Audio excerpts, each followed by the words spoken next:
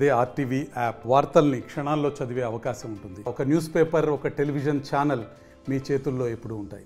TDP party జాతీయ కార్యదర్శి నారా లోకేష్ యువగలం పాదయాత్ర ముగింపుతో మొదలైనటువంటి టీడీపీ శ్రేణుల్లో ఆనంద ఉత్సవాలు నిన్న శంకారావం సభల్లో కూడా కొనసాగింది. రేపు రా కదిల్రా కార్యక్రమం శ్రీకాకుళం జిల్లా వేదిక ఉంది. ఏదైతే స్కిల్ డెవలప్మెంట్ కేసులో అక్రమ అరెస్ట్ అయిన చంద్రబాబు నాయుడు మొట్టమొదటిగా శ్రీకాకుళం ఇచ్చేస్తున్న ఈ నేపథ్యంలో ఈ చుట్టుపక్కల ఉన్నటువంటి వారంతా కూడా పెద్ద మొత్తంలో ఆయన చూసేందుకు ఇచ్చేయను. అది 80 ఫీట్ రోడ్డు పక్కన ఉన్నటువంటి 7 ఎకరాల్లో వేదిక నడుస్తుంది. ఈ ఏర్పాట్లు ఎలా సాగుతున్నాయి మనతో మాట్లాడడానికి ఎంపీ రామ్మోహన్ ఉన్నారు.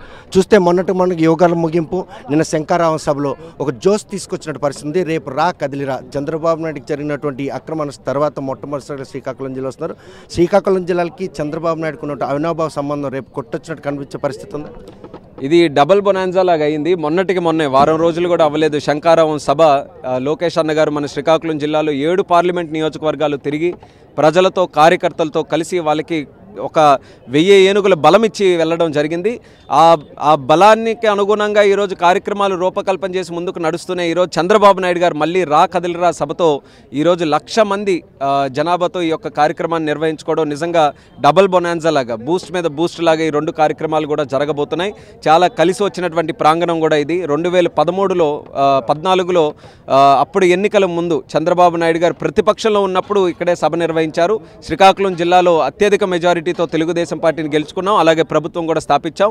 మళ్ళీ అదే తరహాలో శ్రీకాకుళంలో లాస్ట్ సభ ఇక్కడ జరగడం, ఇంత ప్రాధాన్యత ఈ యొక్క సభా కార్యక్రమం జరగడం అనేది ఖచ్చితంగా ఒక శుభసూచకంగా భావిస్తున్నాం. రేపు తెలుగుదేశం పార్టీ, జనసేన పార్టీ మళ్ళీ కలిసి ప్రభుత్వాన్ని మళ్ళీ ఏర్పాటు చేస్తాయి. అలాగే ఈరోజు జిల్లాలో ఉన్నటువంటి నాయకులు కానీ, తర్వాత జిల్లాలో ఉన్నటువంటి క్యాడర్ కూడా మీరు అన్నట్టుగా చంద్రబాబు నాయుడు గారు అరెస్ట్ అయిన తర్వాత మొట్టమొదటిసారిగా వస్తున్నారు కాబట్టి చాలా ఆతృతతో ఆయన కలవడానికి, ఆయన మాట వినడానికి, ఆయన చూడడానికి ఎంతో ఆతృతతో వాళ్ళందరూ కూడా వెయిట్ చేస్తున్నారు. చాలా బాధపడ్డాం ఆ సమయంలో. శ్రీకాకుళం జిల్లాలో ప్రతి ఊరు నుంచి కూడా ప్రజలందరూ కూడా కదిలి వచ్చి ఆ అన్యాయాన్ని తిరస్కరించారు.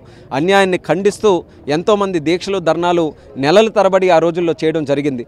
చంద్రబాబు నాయుడు గారు అంటే శ్రీకాకుళం జిల్లాకి ప్రాణంలాగా ఎన్నో సందర్భాల్లో ఆయన ఇక్కడికి వచ్చారు, ఎన్నో కార్యక్రమాల్లో పాల్గొన్నారు, ఎంతోమందితో ముఖపరిచయం ఉన్నటువంటి వ్యక్తి. అటువంటి వ్యక్తి రేపు వస్తున్నారనంటే ఒక పండగలాగే, పండగ వాతావరణంలో ఈ జిల్లా అంతా కూడా పులకరించే విధంగా కార్యక్రమం జరగాలని ఆ ఏర్పాట్లన్నీ కూడా చేస్తున్నాం. చాలా చక్కగా ఇప్పటివరకు అయితే ఎక్కడ ఎటువంటి అవాంతరాలు లేకుండా జరిగాయి. ఆ భగవంతుడిని కూడా అదే కోరుతున్నాం. రేపటి వరకు కూడా ఎటువంటి ఇబ్బందులు లేకుండా ఈ సభ విజయవంతంగా జరగాలని ఆ సూర్య భగవాన్ స్వామికి కూడా కోరుకుంటున్నాం. 2024లో టీడీపీ జనసేన పొత్తుల్లో భాగంగా వైసీపీ రహిత ఆంధ్రప్రదేశ్ నేపథ్యంలో ఈరోజు ఉమ్మడి అభ్యర్థుల జాబితా విడుదలలో 94 పేర్లను అలవోకగా చదివినటువంటి చంద్రబాబు నాయుడు కేవలం 24 పేర్ల జాబితాను పవన్ కళ్యాణ్ ప్రకటించడంలో ఉన్నటువంటి ఏదైతే ఆ గోప్యం ఉందో, చాలామంది తొలి జాబితాలో సీట్లు రాలేదు, తమ పేర్లు ప్రకటించిన టీడీపీలో చాలా అనిశ్చిత నెలకొన్నది. ఏ విధంగా తీసుకోవచ్చు?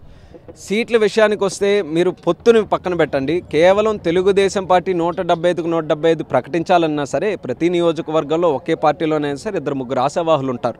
ఒకరికి ఇచ్చిన తర్వాత ఇంకోళ్ళ దగ్గర నుంచి ఎటువంటి ఇబ్బందులు వస్తాయనేది గతంలో కూడా మనం చూసాం. అంటే సీట్ల ప్రక్రియలో ఇది సాధారణంగా వస్తున్నటువంటి విషయమే. కానీ ఒక సెన్సిబుల్ లీడర్స్ ఉన్నారు. చంద్రబాబు నాయుడు గారు, పవన్ కళ్యాణ్ గారు ఏదో ఊరికే కావాలని ఇష్టం వచ్చినట్టుగా ప్రకటించినటువంటి పేర్లు కాదు. చాలా క్షుణ్ణంగా స్టడీ చేసి ఇరు వర్గాల వరకు కూడా న్యాయం చేసే విధంగా ఇద్దరు కూడా ఒక క్లారిటీతో సీట్లు సర్దుబాటు చేసుకొని ప్రజల తాలూకా అభిప్రాయ సేకరణ చేసి మరి ఈ క్యాండిడేట్స్ అంతటిని కూడా అనౌన్స్ చేయడం జరిగింది. చంద్రబాబు నాయుడు గారు ఒక మాట అన్నారు, నా రాజకీయ జీవితంలో ఈ జాబితా రూపకల్పనలో నేను చేసినంత ఎక్సర్సైజ్ ఈ ముని పెన్నడూ చేయలేదు. ఎస్, అందుకనే ప్రజల నుంచి ఎక్కడ కూడా ఎటువంటి వ్యతిరేకత లేదు. ఎలాంటి వారిని పెట్టారేంటి మీరు ఇన్ఛార్జిగా లేకపోతే కంటెస్ట్ చేయడానికి అనేది ఎక్కడ లేదు. మనకి ఎక్కడి నుంచి ఇబ్బంది వస్తుంది, కొంతమంది ఎవరైతే మాకు వస్తుంది సీట్ అని ఆశ వ్యక్తం చేశారో వాళ్ళ దగ్గర నుంచే కాస్త అసంతృప్తి మనకు వస్తుంది. కానీ ప్రజల దగ్గర మాత్రం బ్రహ్మాండమైన క్యాండిడేట్స్ మీరు పెట్టారు, మీకు గెలిపించడానికి మేము సిద్ధంగా ఉన్నాం అనే మాట ఎక్కడ వస్తుంది తప్పితే ఇంకోటి వైఎస్ఆర్ పార్టీ నాయకులు మాట్లాడుతున్నారు. ఈరోజు చంద్రబాబు నాయుడు గారు, పవన్ కళ్యాణ్ గారు ఇద్దరు పార్టీ హెడ్స్గా సీట్లు పంచుకున్నారు, సీట్లు ప్రకటించుకున్నారు. వీళ్ళకి లేని బాధ వాళ్ళకి ఎందుకంట? వాళ్ళు ఈరోజు ఏదో పవన్ కళ్యాణ్ గారు ఏదో అయిపోతున్నారు, చంద్రబాబు నాయుడు గారు ఏదో చేస్తున్నారు, ఇదంతా కూడా ఏదో రకంగా అన్యాయం జరిగిపోతుందని వాళ్ళు ఏదో మాట్లాడడం అని అంటే ఈరోజు వాళ్ళ తాలూకా ఓటమి తాలూకా భయం స్పష్టంగా కనిపిస్తుంది. అందులో భాగంగానే పవన్ కళ్యాణ్ 24 మంది అభ్యర్థులు ప్రకటించకపోవడం వెనకని టార్గెట్ చేస్తూ అధికార పార్టీ నేతలందరూ ఇచ్చేస్తారు. ఎందుకంటే చంద్రబాబు నాయుడు 94 అభ్యర్థుల పేర్లు అలవక చదివిన 24 పేర్లు చదవడానికి ఎందుకు ఆయనకి ఏ గ్యాప్ అడ్డొచ్చింది? వైఎస్ఆర్ కాంగ్రెస్ పార్టీ ఒక రాజకీయ పార్టీ. ఎన్నికలు వస్తున్నాయి. ఎన్నికల ముందు 175 సీట్లకు పోటీ చేస్తున్నారు. 175 సీట్లు ప్రకటించాలి. ఈరోజు ఎవరైతే ముందుగా ప్రకటించాలో వాళ్ళే ఇన్ఛార్జీలుగా అన్నట్టుగా వాళ్ళు మాట అంటున్నారు. వాళ్ళకే ఇప్పుడు ప్రకటించే పరిస్థితి లేనప్పుడు ఈరోజు మా గురించి వాళ్ళు మాట్లాడడం ఏంటండి? వాళ్ళ ప్రక్రియ ఏం చేయాలి? ఎన్నికలు వచ్చినప్పుడు వాళ్ళ సీట్లు ఎవరు కంటెస్ట్ చేస్తున్నారో, ఎక్కడ ఎవరిని నియమించారో అదంతా కూడా చూసి చెప్పుకోవాలి.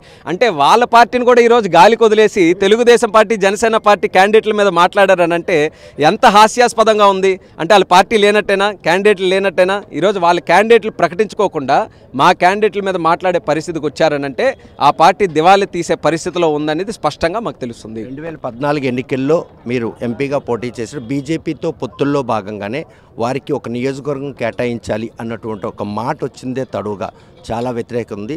ఈరోజు ఆ పొత్తుల ప్రక్రియ కనుక రేపు మీరు ప్రాతినిధ్యం వస్తున్నటువంటి 7 అసెంబ్లీ స్థానాల్లో ఏదైనా కనుక పొత్తుల్లో భాగంగా ఒక కేటాయిస్తే ఆ ఘటన మళ్ళీ పునరావుతుందా, లేకపోతే హెల్దీగా మళ్ళీ అందరూ కలిసిమెట్టుగా ఈ పొత్తు ధర్మాన్ని పాటిస్తూ ఎంపీ రామ్మోహన్ నాయుడు ముచ్చటగా 3సారి గెలిపిస్తారు? అప్పుడు కూడా మనం చూసాం, జిల్లాలో ఉండే పరిస్థితులు బట్టి, పార్లమెంటు నియోజకవర్గంలో ఉండే పరిస్థితులు బట్టి మా తాలూకా ఒపీనియన్ ఏదైతే ఉందో మేము పైన సీనియర్ నాయకులుగా లేకపోతే మా అధ్యక్షుల వారికి కానీ ఆ రోజు చెప్పడం జరిగింది. ఈరోజు కూడా ఏది ఉన్నా సరే నాయకులుగా మాకు అడిగినప్పుడు ఖచ్చితంగా ఇక్కడ ఉన్నటువంటి పరిస్థితులన్నీ కూడా వాళ్ళకి తెలియజేస్తాం.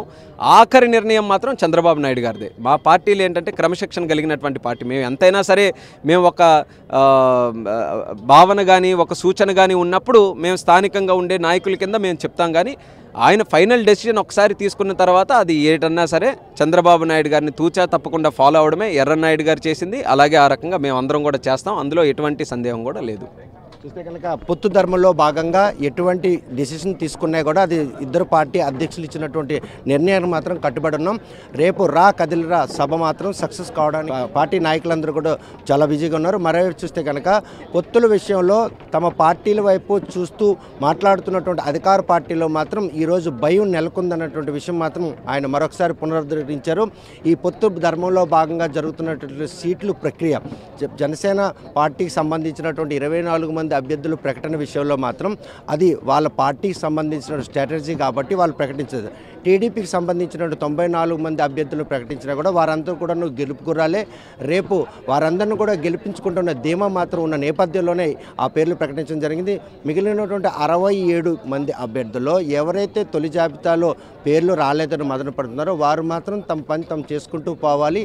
రేపు చంద్రబాబు నాయుడు పర్యటనలో భాగంగా వారు కూడాను ఆ పేర్లు ప్రకటించే అవకాశం. మరోవైపు బీజేపీతో పొత్తు కుదిరే ఆసక్తి ఉన్న నేపథ్యంలో వారికి కూడా ఏమైనా సీట్లు కేటాయించే అవకాశం ఉంటుందన్నటువంటి ఒక సూచన మాత్రం ఇవ్వడం జరిగింది. ఎవరైతే మొదటి జాబితాలో పేర్లు రాలేదని మొదలుపడుతుందో ఆ అభ్యర్థులు మాత్రం ఎటువంటి దిగులు చెందాల్సిన అవసరం లేదని మాత్రం ఎంపీ రామ్మోహన్ స్పష్టం చేస్తున్నారు. వీడియో జర్నలిస్ట్ రాంకృష్ణతో సత్యం, RTV శ్రీకాకుళం. మరిన్ని వీడియోస్ కోసం ఛానల్ ని సబ్స్క్రైబ్ చేయండి. లేటెస్ట్ అప్డేట్స్ కోసం వాట్సాప్ ఛానల్ ని ఫాలో చేయండి.